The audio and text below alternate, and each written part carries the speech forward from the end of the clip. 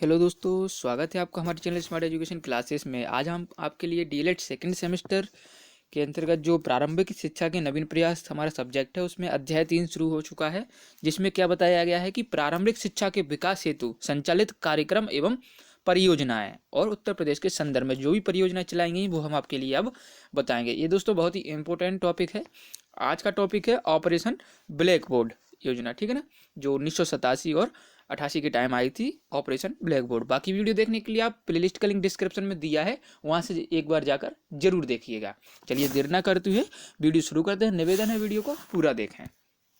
चलिए इसको समझ लेते हैं कि आखिर ये है क्या। देखिए, ऑपरेशन से तात्पर्य क्या होता है कि किसी भी जो युद्ध स्तर पर तैयारी, ठीक है ना, अर्थात कह सकते हैं कि ऑपरेशन का मतलब होता है कि युद्ध स्तर पर तैयारी करना, ठीक है ना। जैसे अभी आपके टाइम में कारगिल ऑपरेशन, कई विजय ऑपरेशन, विजय ऐसे चलाए जाते थे तो उसी प्रकार चलाया गया था एक ऑपरेशन ब्लैक बोर्ड। तो ऑपरेशन ब्लैक बोर्ड का उद्देश्य क्या था कि प्राथमिक विद्यालयों में पाठ्य सामग्री तथा शिक्षक उपकरण जैसी न्यूनतम आवश्यकताओं सुविधाओं की व्यवस्था को सुनिश्चित करना तथा इस योजना का उद्देश्य जो लक्ष्य रखे गए थे वो हम आपको आगे बताने वाले हैं। देखिए, ऑपरेशन ब्लैक बोर्ड का एक ही उद्देश्य था मुख्य रूप से कि जो विद्यालय में सामग्री है और शिक्षक व्यवस्था है उसमें सुधार लाना। तो ऑपरेशन ब्लैक बोर्ड ने क्या क्या सुविधाएं दी, ठीक है ना, अर्थात क्या क्या सुझाव दिए हैं सुविधाओं के बारे में। देखिए, प्रत्येक विद्यालय में कम से कम 2 कमरे और बरामदा सहित वाले भवन उपलब्ध कराए जाएं। तो 2 कमरे होने चाहिए और बरामदा होना चाहिए, जिसमें देखिए बैठक वगैरह या कह सकते हैं प्रार्थना सभा, शिशु सभा, बाल सभा इत्यादि आराम से हो सकें। और दूसरा है शिक्षक उपकरण। शिक्षकों के लिए पर्याप्त उपकरण उपलब्ध कराए जाएं जिससे कि वो प्राथमिक स्तर पर बच्चों के लिए आसानी से समझा सकें। और कच्चा कच्च सामग्री, देखिए कच्चा कच्च सामग्री में बहुत कुछ आ जाता है।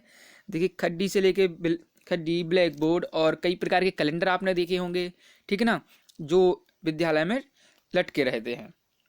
आगे है खेल सामग्री एवं खिलौने। देखिए कई बच्चे जो छोटे होते हैं कक्षा 1 या 2 के, तो वो खेलने के लिए विद्यालय आते हैं। तो शुरुआत में उन्हें विद्यालय की लत लगाने के लिए खेल और सामग्री और खिलौनों की पर्याप्त व्यवस्था की जानी चाहिए।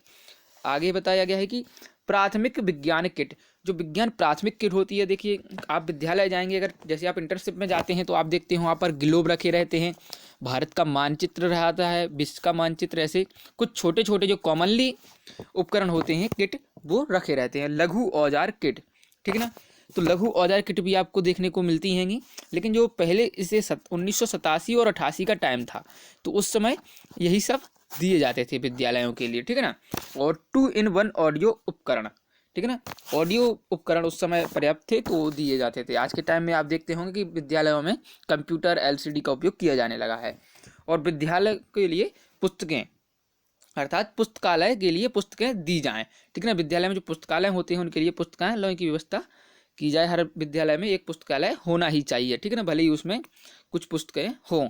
विद्यालय में देखिए घंटी, जिससे बच्चों को पता चले कि उनका जो क्लास है वो खत्म हो चुकी है। चाक और झाड़न और कूड़ादान, ठीक है ना, डस्टबिन, ये सब व्यवस्थाएं होनी चाहिए।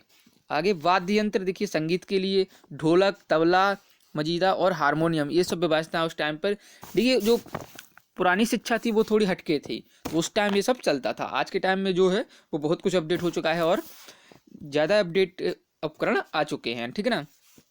श्यामपट्ट एवं फर्नीचर, देखिए ब्लैक बोर्ड और फर्नीचर की व्यवस्था होनी चाहिए। और शिक्षक के पास आकस्मिक व्यय के लिए धन होना चाहिए। मान लीजिए विद्यालय में कोई आकस्मिक आवश्यकता पड़ जाती है धन की, तो उसके लिए एक बजट रहना चाहिए अध्यापक के पास जिसे वो व्यय कर सके। और प्रसाधन छात्र एवं छात्राओं के लिए अलग अलग, ठीक है ना, अलग अलग अर्थात शौचालय, ठीक है ना, सबके लिए, छात्रों के लिए और छात्राओं के लिए, ठीक है ना। और आज के समय में क्या अध्यापकों के लिए भी ये उपलब्ध अलग से करा दिए गए हैं। और पेयजल की पर्याप्त व्यवस्था होनी ही चाहिए दोस्तों, पानी की, ठीक है। आगे देखिए, ऑपरेशन ब्लैक बोर्ड योजना को सन 1987-88 में लागू किया गया था और वर्ष 1992 में इस योजना क्रियान्वयन का मूल्यांकन करके निम्नलिखित संशोधन किए गए थे। मतलब योजना तो की गई थी आपकी 87-88 में लागू, और जो 1992 में इसका संशोधन किया गया था। क्या संशोधन किए गए थे कि वर्तमान ऑपरेशन ब्लैक बोर्ड योजना को शेष सभी विद्यालयों, विशेषकर अनुसूचित जाति, जनजाति के क्षेत्रों के विद्यालयों में जारी रखा जाए, ठीक है ना। कहाँ कहाँ देखिए, अनुसूचित जाति और अनुसूचित जनजाति के क्षेत्रों में जारी रखा जाए, ठीक है ना। और नामांकित बच्चों के आधार पर जहां आवश्यक हो उन प्राथमिक विद्यालयों में 3 अध्यापक और 3 कमरों की व्यवस्था की जाए, ठीक है ना। पहले बताया गया था कि 2 कमरे और 1 बरामदा होना चाहिए, बाद में क्या कर दिया गया इसको कि आवश्यकता अनुसार 3 अध्यापक और 3 कमरे होने चाहिए। लेकिन आज देखिए शिक्षा व्यवस्था की हालत यह है कि कई कई विद्यालय में केवल 1 ही शिक्षक होता है, ठीक है। आगे है उच्च प्राथमिक विद्यालयों तक ऑपरेशन ब्लैक बोर्ड योजना का विस्तार किया जाना चाहिए। पहले था प्राथमिक तक, तो उसे उच्च प्राथमिक तक बदल देना चाहिए, ठीक है ना। आगे है ऑपरेशन ब्लैक बोर्ड की विशेषताएं, इसकी क्या विशेषताएं रही हैं।